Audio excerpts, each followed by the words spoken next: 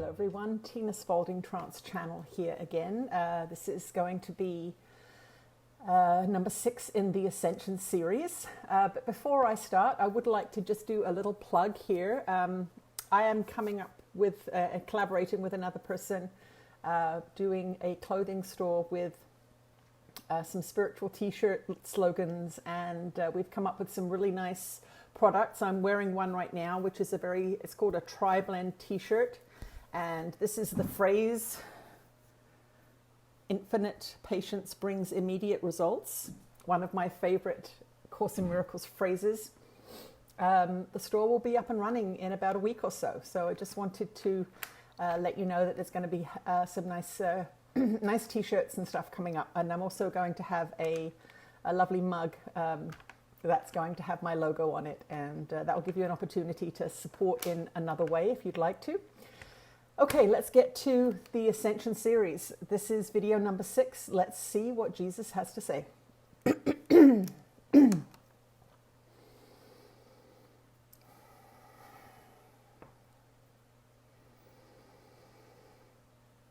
You are blessed beings indeed. I am that one that you know as Jesus. You are beginning to feel the pressure building. We have been saying this for a long time. Pressure, pressure, change, transformation. These are pervasive and global at this time. It is hard for you to really know what other people are feeling, but we will say they are feeling just like you. There are many, we will say, balls up in the air that have not yet landed, that you don't know what is going to happen. This is the worst case scenario for the ego. The ego is fearful. The ego wants things to be predictable. The ego mind wants survival to be the most important thing. Now, you've got to understand here that the ego mind is directly related to the physical survival of your body.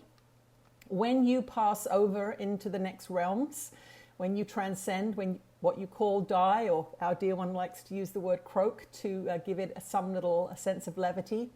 When that happens, you leave the ego behind.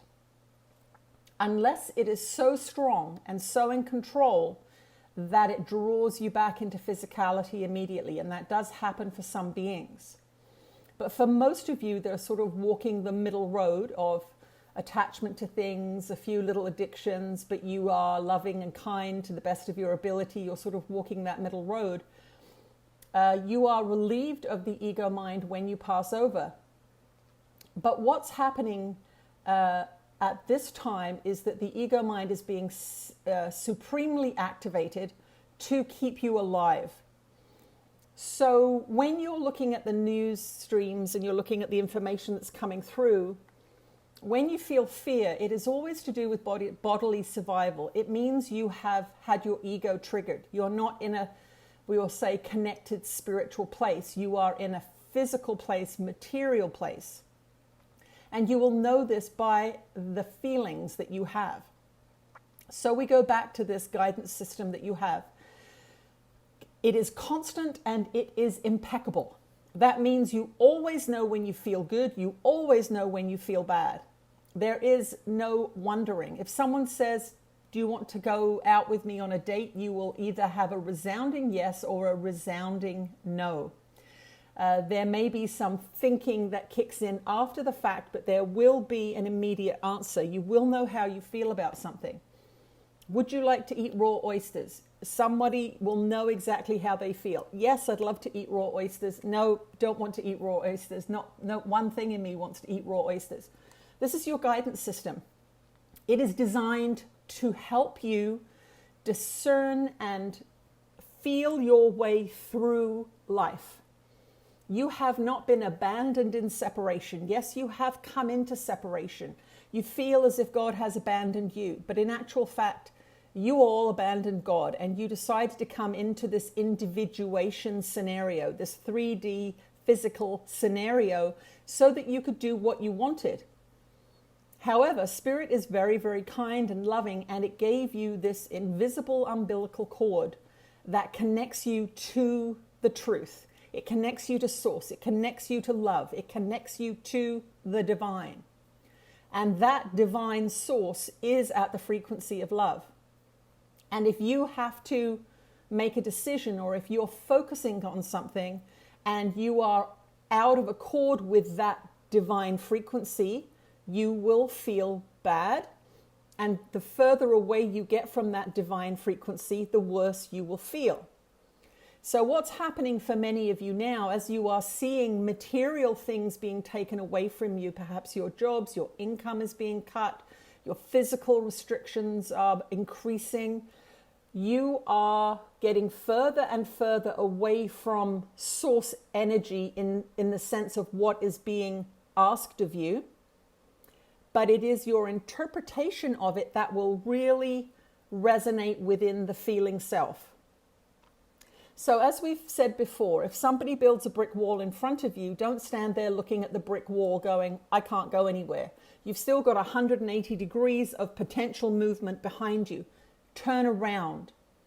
The same thing is happening with your feelings. When you hit a brick wall of feeling, I don't feel good, I'm scared that I'm going to be in poverty, I'm scared that I'm going to lose everything I value, you are going to feel terrible. That is like an emotional brick wall that you have hit there, but it's a thing, it's a thought, it is a belief, an idea.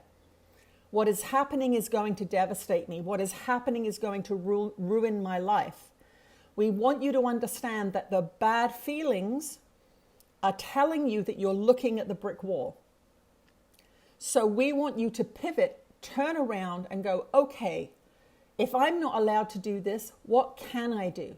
So for example, you used to like going out to restaurants all the time, but now the restaurants are closing. Perhaps you can't afford to go because you don't have so much disposable income. We say pivot, turn around, go and buy some nice fresh produce and healthy, lean, organically grown meats and cook yourself a beautiful meal.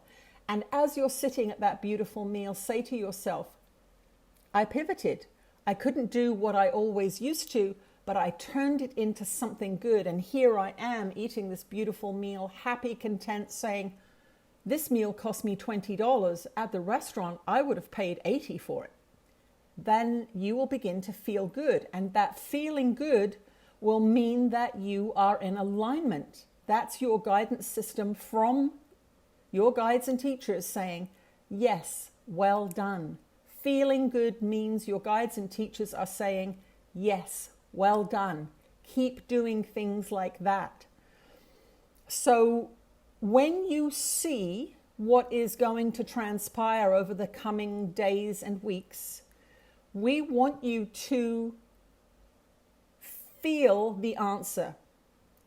When you look at it and feel frightened, or you feel judgmental or scared or concerned or angry, you are feeling negative feedback, which means you're off track, you're looking at it the wrong way. Turn and pivot and say to yourself, is there another way I can look at this?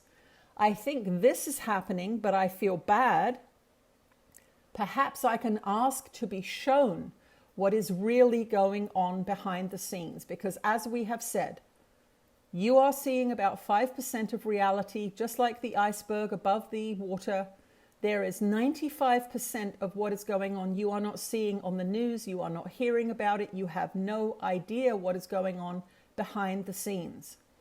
So to try and come up with a future scenario as it relates to your life with that 5% of information is pointless.